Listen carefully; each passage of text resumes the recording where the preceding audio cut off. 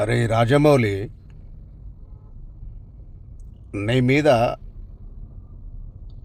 రెండు తెలుగు రాష్ట్రాలే కాకుండా ఈ భారతదేశం మొత్తం కూడా నువ్వంటే ఒక రెస్పెక్ట్.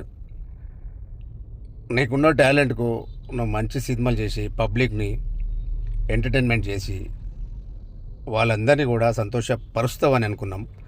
కానీ అరే రాజమౌళి,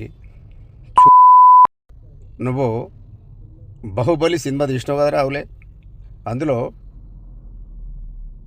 నువ్వేం చేసినావురా? దేవుళ్ళు నీకు ఇష్టం లేదా? దేవుళ్ళు టైంపాస్గా, వానరులు కూడా వానరులే. కానీ సీతమ్మ ఏందిరా? సీతమ్మ నీ మాట్లాడే మాట్లాడినారా నువ్వు? ఆ?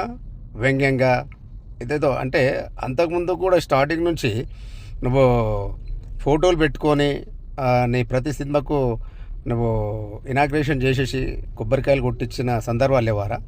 ఆ రోజు పైసలు బికారి కానివి కాబట్టి ఆ రోజు అందరూ కూడా దేవుళ్ళు కనిపించరు.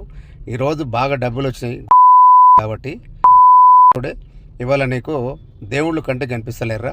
అట్లాంటప్పుడు నువ్వు ఓన్లీ హీరోలను పెట్టుకొని, లేకుంటే మీ ఫాదర్నో నువ్వో మీ ఫ్యామిలీ ఎవరైనా ఉంటే పెట్టుకొని సినిమాలు చేసుకోరా. ఈ దేవుళ్ళని ఎందుకు పెట్టుకుంటున్నావురా?